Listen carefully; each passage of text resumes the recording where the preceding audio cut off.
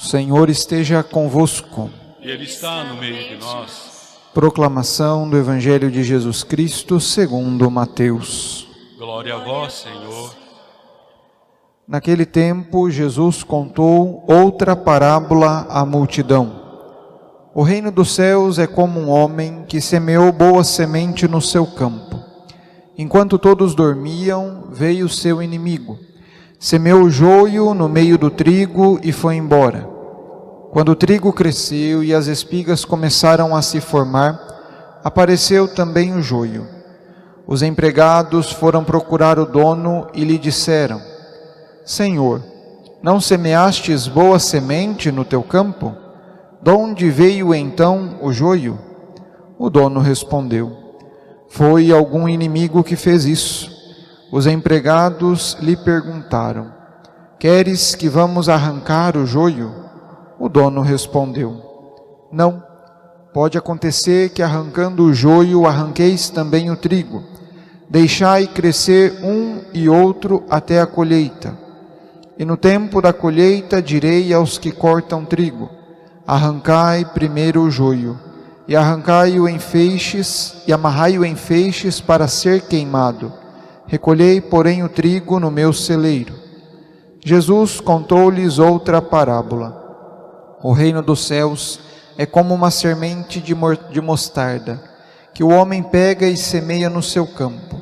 Embora ela seja a menor de todas as sementes, quando cresce fica maior do que as outras plantas, e torna-se uma árvore, de modo que os pássaros vêm e fazem ninhos em seus ramos. Jesus contou-lhes ainda uma outra parábola. O reino dos céus é como o fermento, que uma mulher pega e mistura com 3 porções de farinha, até que tudo fique fermentado. Tudo isso Jesus falava em parábolas às multidões. Nada lhes falava sem usar parábolas, para se cumprir o que foi dito pelo profeta: Abrirei a boca para falar em parábolas, vou proclamar coisas escondidas desde a criação do mundo. Então Jesus deixou as multidões e foi para casa. Seus discípulos aproximaram-se dele e disseram: Explica-nos a parábola do joio. Jesus respondeu: Aquele que semeia a boa semente é o Filho do homem. O campo é o mundo. A boa semente são os que pertencem ao reino. O joio são os que pertencem ao maligno. O inimigo que semeou o joio é o diabo. A colheita é o fim dos tempos. Os ceifeiros são os anjos. Como o joio é recolhido e queimado ao fogo, assim também acontecerá no fim dos tempos. O Filho do homem enviará os seus anjos, e eles retirarão do seu reino todos os que fazem outros pecar e os que praticam o mal. E depois lançarão na fornalha de fogo. Aí haverá choro e ranger de dentes. Então os justos brilharão como o sol no reino de seu Pai. Quem tem ouvidos, ouça. Palavra da salvação. Glória a vós, Senhor. Irmãos e irmãs, aqui nos reunimos então para celebrar a Eucaristia, unir a nossa oração, a oração de todo o nosso povo, o povo confiado aos nossos cuidados. Vocês em casa nos acompanham nesta transmissão, também escutando a palavra do Senhor e deixando-se ser tocado por esta palavra. No último domingo nós iniciávamos um percurso no qual vamos escutando neste domingo e também no próximo o capítulo 13º do Evangelho de Mateus, aquele que é considerado por muitos biblistas o coração deste Evangelho. Tivemos a oportunidade de pensar e refletir diversos terrenos onde Deus semeia a sua palavra, que é o Verbo encarnado. Padre André nos lembrava que Deus não exige da gente aquilo que a gente não pode, mas Ele exige, pede de cada um de nós 100% daquilo que nós temos condição de ofertar, de dar. E nós também éramos convidados naquela celebração do último domingo a entender que nós precisamos então ofertar este máximo. Não só saber que Deus espera o máximo que nós podemos, mas que é isso que nós precisamos entregar. aquele que dá vida a cada um de nós. E seguindo a leitura das parábolas sobre o reino de Deus, hoje nos deparamos com mais 3 parábolas. A parábola do joio e do trigo, a parábola do grão de mostarda e a parábola do fermento. Para que a gente possa entender aquilo que a liturgia da palavra, a Sagrada Escritura propõe para nós neste domingo, eu gostaria de pensar a respeito de uma ação de Deus para com cada um de nós.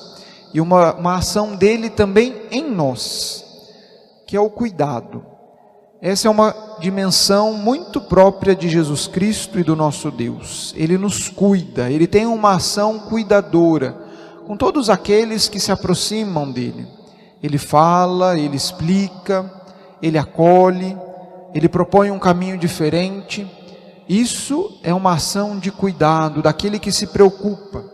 Assim como o pai e a mãe, quando veem seus filhos indo por um caminho que muitas vezes não é o certo, ou quando o filho sofre por causa de uma doença, o pai e a mãe permanecem ali do lado, ajudando, cuidando. Este é o nosso Deus.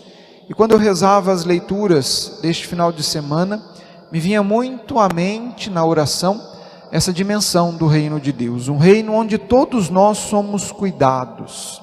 Este reino que Jesus coloca através da sua pregação, que convida a cada um de nós, aonde o Pai é o principal ator, aquele que de fato transforma a vida das pessoas.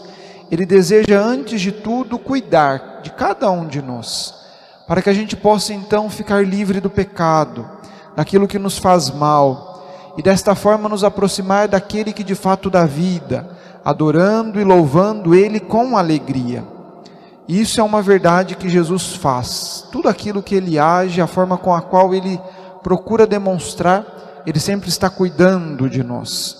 Logo no primeiro versículo do livro da sabedoria que nós escutamos, na liturgia deste domingo, nos fala desta ação de Deus. Vai dizer lá o livro da sabedoria: pois não há fora de ti Deus que cuide de todos. Aqui o autor do livro da sabedoria, olhando para a experiência do povo de Israel, ele é um dos, provavelmente o último livro do Antigo Testamento a ser escrito, e ele é escrito para um povo que não vive na terra prometida, que está longe daquilo que era o sonho de Deus. E ali o autor vai convidar aqueles judeus que vivem na dispersão, vivem em outras nações, a reconhecer como que Deus cuida deles. Talvez como Deus tem nos cuidado nesse tempo de pandemia, onde nós não podemos estar na igreja, onde vemos e passamos vendo as portas das igrejas fechadas, algo muito triste, muito doloroso, mas Deus sempre vai nos dando caminhos alternativos, por um determinado tempo, para que a gente possa se sentir cuidado por Ele. Assim como no povo de Israel, fazendo essa experiência que o autor do livro da sabedoria convida as pessoas a refletirem, nós sabemos que Deus tirou o templo do povo de Israel, eles perderam o templo, mas Deus dá a sinagoga, dá uma forma deles escutarem a palavra de Deus. As pessoas tiraram os rabinos, aqueles que instruíam, tirou os juízes, que eles eram julgados lá na terra prometida, mas Deus deu uma forma de encontrar rabinos e juízes para aquele povo que não vivia na terra prometida. Nós também, neste momento, encontramos o esforço, por exemplo, de tantas paróquias que querem rezar, que querem chegar na casa de cada uma das pessoas, transformar a vida através desta palavra, e fazer com que esta palavra chegue na vida e na casa de cada uma das nossas famílias. Como observamos que Deus tem cuidado de nós através da Escritura, escutando aquilo que Ele revela ao nosso coração, para que possamos reconhecer quem é Jesus a cada um de nós e o que Ele deseja fazer com a nossa vida. Contudo, essa forma de Deus cuidar, muitas vezes não é o jeito que a gente quer. A gente sabe muito bem disso. Às vezes a gente quer de um jeito e Deus age de outro. Aqui até retoma algumas curas que Jesus faz, que olha que se fosse eu talvez rejeitaria a cura de Jesus. Pegar barro para passar no olho da pessoa, passar a sua saliva, é algo que a gente não está muito acostumado. Ou muitas vezes se manter em silêncio diante de algum momento, de alguma situação. É o jeito que Deus cuida de cada um de nós, mas Ele sempre está nos cuidando. O apóstolo também, no trecho que nós escutamos do livro da carta aos Romanos, vai dizer que o Espírito socorre a nossa fraqueza. Paulo aqui recorda a comunidade de Roma de como que o Espírito age em nós para que a gente possa rezar. Ele diz que nós não sabemos orar, mas é o Espírito que está dentro de nós que nos impulsiona a rezar, a fazer a nossa oração. Mas também este Espírito que socorre a nossa fraqueza, será que ele também não significa que Deus está cuidando de nós, vendo aonde está frágil, aonde tem problema, e ali tenta colocar uma palavra de consolo, de conforto, de alegria, de esperança a cada um de nós? Desta forma, o Espírito Santo, que é quem move a igreja, quem move cada um de nós que somos batizados, crismados, que queremos seguir Jesus Cristo, Ele também vem ao encontro da nossa fraqueza para nos cuidar, para mostrar aquilo que nós precisamos realizar na nossa vida. Essa forma com a qual Deus escolhe cuidar de cada um de nós, eu considero que seja um cuidado na esperança. Inclusive o próprio livro da sabedoria, no final do trecho que nós escutamos hoje na liturgia, vai dizer que Deus deu esperança aos filhos de Israel. Deus também age com esperança, com cada um de nós, e espera que nós também sejamos pessoas esperançosas. O patriarca de Constantinopla, se não estou enganado, em 2016, ele disse que nós cristãos somos pessoas que devemos levar a esperança ao mundo. Nós devemos levar a esperança de um mundo melhor, a esperança de que essa pandemia vai passar, que nós poderemos encontrar novamente os nossos irmãos. Esta é a forma que Deus pede para que não só Ele cuide de nós, mas para que possamos cuidar de cada um dos nossos irmãos. E cuidar na esperança é acreditar que a nossa vida não acaba aqui, mas é algo que perpetua na nossa história, que vai além daquilo que nós podemos compreender, porque Deus se faz presente no nosso meio e nos chama a estar com Ele no céu, e não simplesmente aqui. Aqui nós iniciamos a nossa caminhada. Nós escutamos a parábola do trigo, do joio e do trigo. É uma outra parábola que tem a sua explicação. E aqui quando eu rezava, também me via muito à mente este cuidado. O dono que semeia, que planta, ele faz a experiência de cuidar da sua plantação. Ele poderia ter deixado os seus funcionários tirarem aquilo que não prestava do meio da plantação. Mas ele sabe que se ele tirasse o joio, ele poderia perder o trigo. Deus, meus irmãos, Ele pode sim tirar todas as nossas dificuldades, todas as nossas desilusões, todas as nossas frustrações, as nossas quedas, mas Ele sabe que se Ele tirar isso de nós, nós poderemos crescer mancos, com dificuldade em caminhar. Mas Deus, Ele nos cuida desta forma, precisamos aceitar esta forma que Deus cuida de cada um de nós.